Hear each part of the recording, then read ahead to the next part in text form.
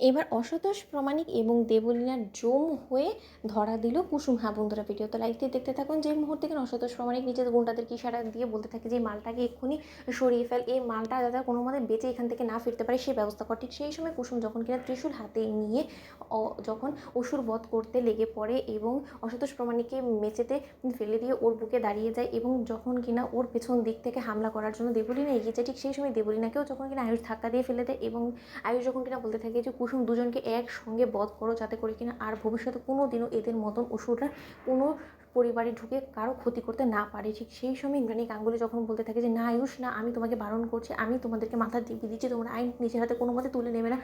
কুসুম আমি তোমাকে বারণ করছি, তুমি তোমার দেবী মায়ের কথা শুনবে না। অন্যদিকে কুসুম বলতে থাকে যে দেবী মা হয়তো আমি আজকে আপনার কথা শুনতাম, কিন্তু তার সত্ত্বেও আমি কোনো মতে আজকে আর শান্ত হয়ে বসতে পারবো না, কারণ এরা দুজন হলো আপনার প্রাণ কেড়ে নিতে চেয়েছে। এরা দুজন ছোটো সাহেবের ধৈর্যের পরীক্ষা নিয়েছে, এই পরিবার শুদ্ধ সমস্ত লোকে এদেরকে হেনস্থা করে ছেড়েছে। এইটা অপরাধ এবং এই অপরাধের কোনো ক্ষমা হয় না। এই দেবলীনা ম্যাডামকে যতবার আইনের হাতে তুলে দেওয়া হয়েছে ততবার সেই আইনের চোখে ফাঁকি দিয়ে জেল থেকে বেরিয়ে গিয়েছি। আইনও কোনো মতে ওনাদেরকে বেঁধে রাখতে পারেনি, তাই আমি কোনো মতে আর আইনের হাতে তুলে দিয়ে এই বোকামোটা করবো না, আমি আজকে নিজ হাতে ওদেরকে শেষ করে দিব। ঠিক সেই সময় অসতোষ প্রামাণিক যখন বলতে থাকে যে আমাকে ক্ষমা করে দাও, আমাকে ক্ষমা করে দাও কুসুম, কোনো মতেই আমাকে এই ত্রিশূলটা আমার বুকে বুকে ঢুকিয়ে দিও না কুসুম, আমি তোমাকে বারণ করছি কুসুম, তুমি আমার কথা বিশ্বাস করো, আমি কোনো দিনও তোমার দেবী মায়ের জীবনে ফিরবো না, আমি কোনো দিনও তোমার দেবী মায়ের কোনো ক্ষতি চাইবো না কুসুম, আমাকে এই যাত্রায় তুমি ক্ষমা করে দাও। ঠিক সেই সময় কুসুম যখন বলতে থাকে যে কোনো মতেই না, অন্যদিকে কুসুম যখন কিনা দুর্গারূপ ধারণ করে ফেলে।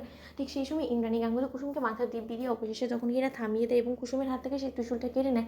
ঠিক সেই সময় সেখান থেকে অসতোষ দেবলীনা যখন কিনা পালিয়ে যায়, অন্যদিকে সেখানে ঈশান চলে আসে এবং ঈশান চলে আসে মাত্র বলতে থাকে যে মা তুমি ঠিক আছো তো, আজকে আমার কারণে তোমাকে এত বড় একটা বিপদের মুখে পড়তে হলো। অন্যদিকে ইন্দ্রাণী গাঙ্গুলি যখন বলতে থাকে যে তোমার কারণে আমি এত বড় বিপদের মুখে পড়লাম, সেটা কী করে বলো তো। অন্যদিকে ঈশান বলতে থাকে যে আজকে তোমার সঙ্গে যা কিছু করেছে সেটার জন্য সম্পূর্ণরূপে আমি দায়ী, কারণ আমার সঙ্গে এই ইশিকার ঘনিষ্ঠ সম্পর্কের কয়েকটা ছবি নিয়ে আমাকে পর্যায়ক্রমে আমাকে ব্ল্যাকমেল করে চলেছিল ওই অসতোষ প্রামাণিক এবং ইশিকা, এবং আমি ওদের ছক কোনো মতে বুঝতে না পেরে বোকার মতন তাদের হাতে আমি 5 লাখ টাকা তুলে দিই এবং তার পরবর্তীতে তারা আমার কাছে ডিমান্ড করে যাতে আমি গাঙ্গুল গ্রুপ অফ কোম্পানিজের কসমেটিক্সের সেই সিক্রেট ফর্মুলাটা তাদের হাতে তুলে দিই এবং আমি সেটা করতে অবধি রাজি হয়ে গিয়েছিলাম। এটা তো ভাগ্যক্রমে বেঁচে গিয়েছি, কারণ জাদুকর ঠিক সময় মতন সতর্ক হয়ে গিয়েছিল এবং জাদুকর আমাকে হাতে নাতে ধরে ফেলেছিল যখন কিনা আমি সেই ডেটাবেসটা ট্রান্সফার করছিলাম সেই পেনড্রাইভের মধ্যে, এবং সেই মুহূর্তে জাদুকর নিজের বুদ্ধি খাটিয়ে সেই পেনড্রাইভটা সম্পূর্ণরূপে খালি করে ফেলে এবং আমি ভেবেছিলাম যে সেই পেনড্রাইভের মধ্যে ফর্মুলাটা আছে এবং সেটা ভেবেই আমি অসতোষ প্রামাণিকের লোকদের হাতে তুলে দিতে গিয়েছিলাম এবং সেখানে তারা যখন কিনা এই